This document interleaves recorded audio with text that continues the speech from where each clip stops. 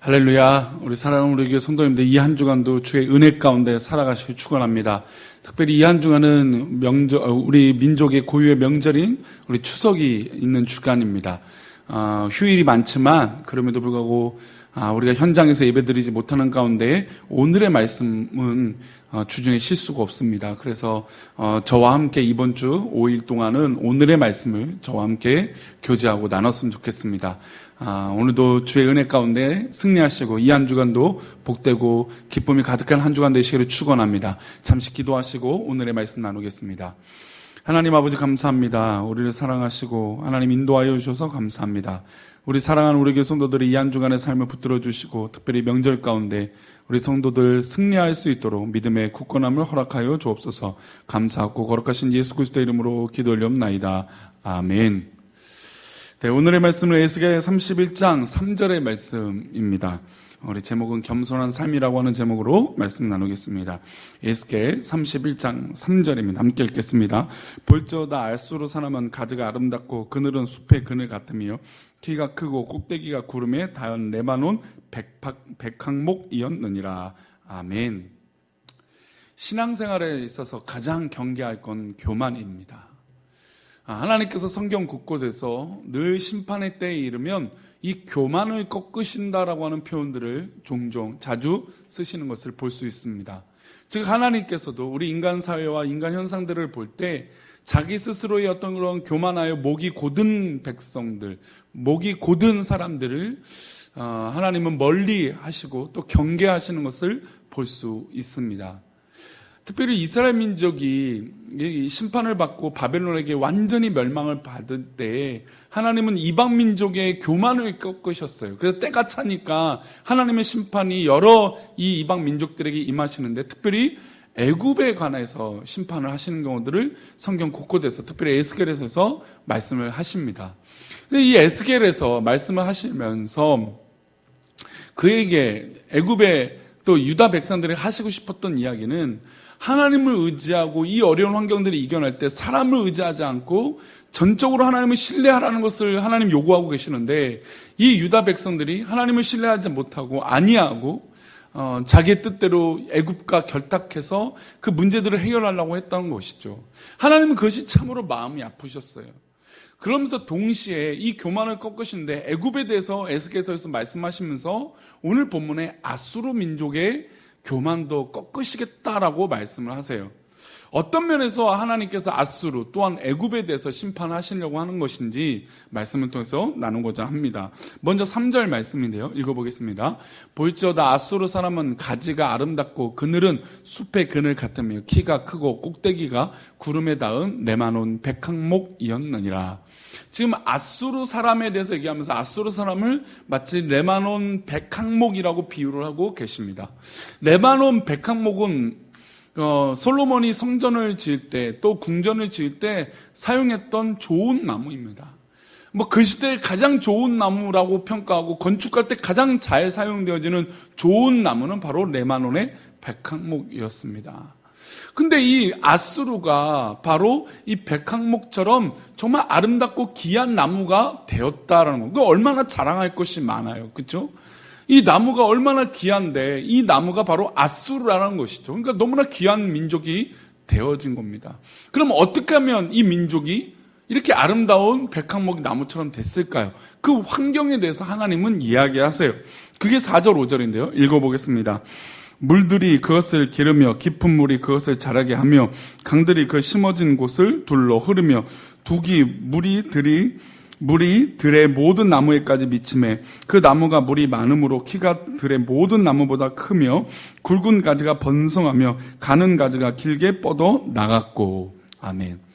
나무는 흙이 있고 물이 있어야 됩니다. 물이 없이 나무가 자랄 수 없죠. 근데 그 물을 지금 공급을 받는데 이 공급을 누가 해 주실까요? 과연 하나님께서 하시는 것이죠. 물들이 깊은 물이 자랄 수 있도록 도와주고 있고 흐르게 하고 나무에까지 미치게 해주세요. 그리고 그 나무가 물이 많으니까 키가 막 잘 자라게 되는 것입니다. 사람들이 세상 사람들이든 믿음의 사람들이든 교만해서 넘어지는 이유는 나로 인해서 이렇게 잘 자고 아름다운 나무가 됐고 튼튼한 나무가 됐다라고 생각을 한다는 것이죠. 물론 내가 열심히 하고 내가 최선을 다해서 사는 거 굉장히 중요한 부분입니다. 그러나 그 최선과 그 열심 가운데 하나님께서 간섭하고 계신다는 것이죠. 하나님이 환경 가운데 물을 주시고 환경 가운데 공급해 주시고 만날 사람을 만나게 해 주시는 것입니다. 이게 하나님의 놀라운 섭리예요. 하나님의 놀라운 기적 같은 역사가 이 배경 가운데, 아수르의 배경 가운데 있는데 지금 아수르는 그것을 압니까? 모릅니까? 모른다는 것이 바로 교만이에요. 교만은 하나님의 인도하심을 느끼지 못하는 것을 교만이라고 할 수 있어요. 근데 아수르는 마치 그런 것이죠. 하나님께서 도와주시고 역사해 주시는데 그것을 깨닫지 못해요. 이렇게 좋은 나무가 되는 배경과 원인이 바로 하나님의 인도하심 가운데 있는데 아수르는 스스로 교만하여 그 교만이 하늘을 찌르고 있다는 것입니다. 그래서 하나님은 이 심판의 때 이 교만, 이 아수르의 교만을 꺾으시겠다고 말씀하세요. 에스겔 31장 10절인데요. 읽어보겠습니다. 그러므로 주 여호와께서 이같이 말씀하셨느니라. 그의 키가 크고 꼭대기가 구름에 닿아서 높이 솟았으므로 마음이 교만하였은즉. 마치 구름에 닿아서 높이 솟았다라고 하는 것은 어디가 상상이 되십니까? 바벨탑이죠. 바벨탑. 인간들이 교만해서 하나님 위치에 올라가고 싶었던 그 교만함의 상징인 바벨탑. 이 레바논의 백항목이 하나님의 은혜로 이렇게 잘 자라고 좋은 나무가 되고 엄청 크고 높은 나무가 되어가고 있는데 그것을 감사하지 못하고 하나님의 섭리로 받아들이지 못하고 자신의 교만함으로 이렇게 되어졌다는 것입니다. 이 아수르와 더불어서 애굽 역시 하나님께서 이집트 역시 교만함이 똑같다는 것입니다. 애굽의 배경을 보십시오. 얼마나 좋은 배경을 갖고 있습니까? 환경적으로 여건적으로 얼마나 좋은 것들을 이 이집트에, 그러니까 문명도 그래서 이집트 애굽에 나게 되잖아요. 그러니까 좋은 배경이 이 애굽에 있었다는 것입니다. 천혜의 자연을 주셨어요. 근데 애굽은 그 자연의 천혜의 감사의 조건을 감사로 받아들이지 않았다는 것입니다. 게다가 바로왕, 그러니까 역사적으로는 파라오죠. 파라오는 이 나일강에 대해서 뭐라고 했냐면 내가 만들었다라고 얘기해요. 내가 창조했다. 그 얼마나 교만함이 하늘을 찌릅니까? 그래서 그들의 교만을 반드시 심판하시겠다라고 하나님 말씀하세요. 우리 에스겔 31장 18절입니다. 31장 18절 말씀 읽어보겠습니다. 너희 영광과 위대함이 에덴의 나무들 중에서 어떤 것과 같은고 그러나 내가 에덴의 나무들과 함께 지하에 내려갈 것이요 거기에서 할례를 받지 못하고 칼에 죽임을 당한 자 가운데에 누우리라. 이들은 바로와 그의 모든 군대니라. 주 여호와의 말씀이니라 하라. 파라오와 그의 군대를 심판하셨어요. 성경을 자세히 읽어보면 심판 사건들이 곳곳에 등장하는데 하나님의 심판은 대개 무엇과 연결되어 있을까요? 인간의 교만이에요. 믿음의 사람도 가장 중요하고 경계해야 될 게 교만이지만 세상 사람들, 이방 민족도 경계해야 될 게 바로 교만이에요. 스스로 높아졌다, 스스로 잘났다, 스스로 커졌다. 이 교만 때문에 심판을 받는 것입니다. 노아 시대도 마찬가지죠. 하나님이 물로 심판하시겠다 그래서 120년 동안 방주를 짓게 하세요. 그러나 세상 사람들은 노아를 비웃기만 하지 그 하나님의 심판에 대해서, 자신의 교만에 대해서 생각하지 않은 것입니다. 좀 전에 말씀드린 바벨탑도 마찬가지예요. 하나님께 감사해야 되는데 그러지 못해요. 오늘 말씀을 통해서 저는 두 가지를 느끼게 됩니다. 첫 번째는 우리 신앙에서 우리 마음이 과연 어디에 있어야 되느냐. 하나님은 언제나 우리의 살 길과 우리의 길을 열어주고 계시는데 우리의 마음이 다른 곳에 있을 수 있다는 것입니다. 다른 곳을 향하여 있고 하나님의 어떤 그런 감사의 조건을 깨닫지 못하고 교만해질 때 있다는 것이죠.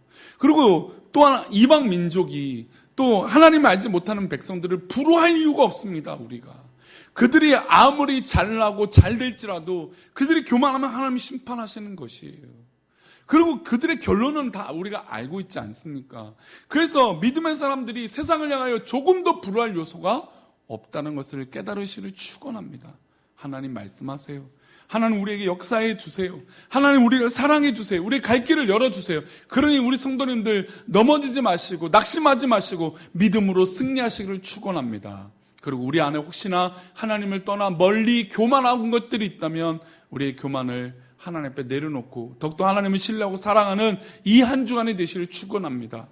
그리고 혹시 주변에 하나님과 떨어져 멀리 있어 교만한 성도들이 있거나 아니면 세상 사람들이 있거나 할 때 우리가 그들을 위해서 불쌍히 여기는 마음으로 하나님 저들의 교만을 용서해 달라고, 그리고 하나님을 두려워하게 해달라고, 그리고 하나님의 섭리를 믿음으로 깊이 깨달을 수 있게 해달라고 기도하는 우리 성숙한 믿음의 성도들이 되시기를 축원합니다.